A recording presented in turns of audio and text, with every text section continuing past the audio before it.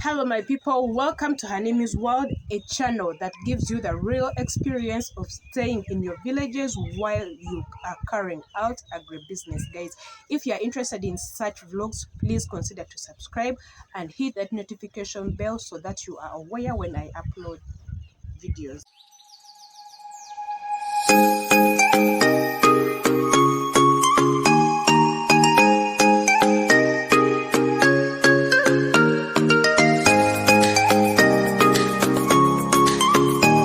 Today's vlog, guys, we are going to talk about what you have to do during that process of you carrying out transaction, or when you are buying land.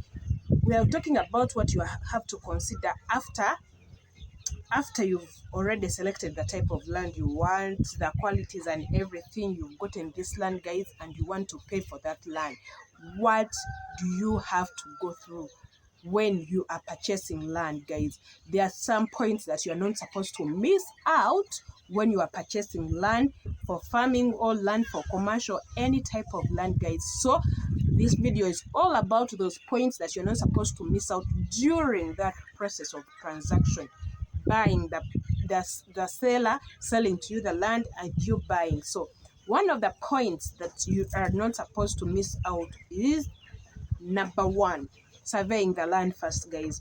Before you do any transaction, after you've picked that land, first survey it. If it is a private milo land like in my country, get a rural surveyor, let the surveyor survey that land, then you get those measurements so that you are in position to put them in the agreement. So after you've gotten the surveyor to survey the land, then number two, make sure if the land is on the road, make sure that the surveyor removes those feet of the land depending on the physical planner of that area. If it is a town council, make sure that you know how many feet that they're supposed to remove on that land that is supposed to be for the road, then how many feet or how many measurements of land that is supposed to be for like a road reserve, guys.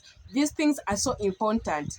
At the end of the day, if you don't know that your land has a road reserve, they will steal you that.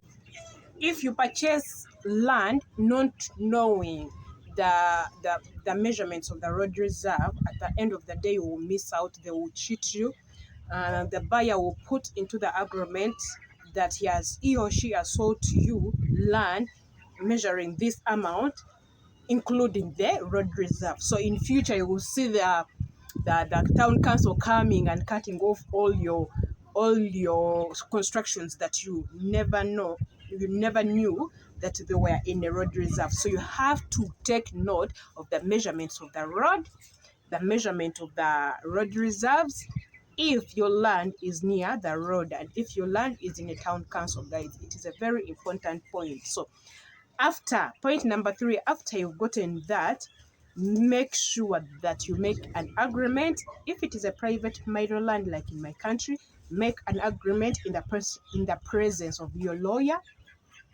And after you've made that agreement in the presence of your lawyer, make sure that also the LC1, most especially the LC1 in that area, also knows about your transaction, guys. Don't despise these guys, Temoba Nyoma, because at the end of the day, they are the ones that they are on ground. You are going to sell in that, you are going to use that land in the presence of these leaders. So take note, those leaders have to know that you are purchasing this land and they have to sign. So signing leads us to another point number four. Make sure that this buyer, as you are signing, make sure that you have witnesses from the buyer's side. That includes the children, the spouses, if they are there, if they are alive. If it is a man, let the wife be there. If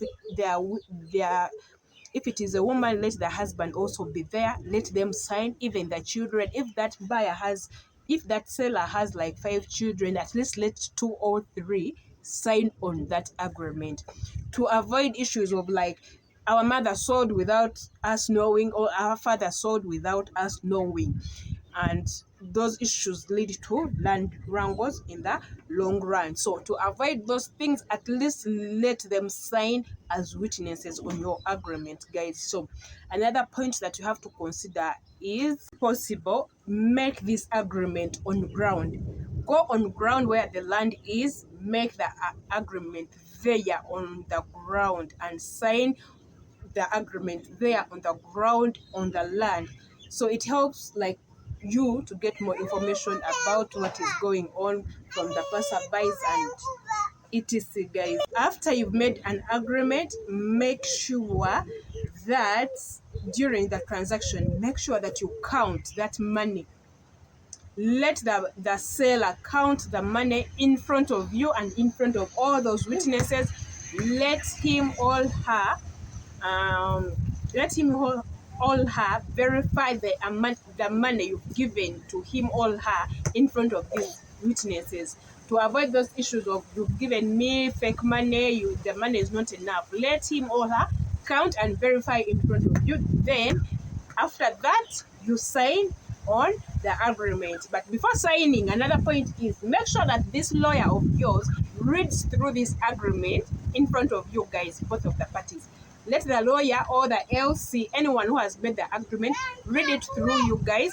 And if it means making any translation in languages, let them translate in the language both of you can understand, guys. Then after that, you sign that agreement. So the last part, if I've not forgotten, that you have to put into consideration is, if it is a private marital land, guys, make sure that you don't end on making those agreements. Please at least save some money to make sure that you change this land from the seller's names to your names, and at the end of the day you get the title. Most people just end there with the agreement, and they tend to just ignore changing the land into your names. But it is very, very important nowadays for you to be on the safer side by changing the land title into your names, guys. So if you really learned something in this video, please consider to subscribe, hit the notification bell, comment, guys, comment down below if I've forgotten any other points, let's discuss, and share my videos, guys. So thank you for watching my video. It is going to rain, guys. It is so windy. So thank you for watching this video. Remember to always come back and watch my videos. Bye bye.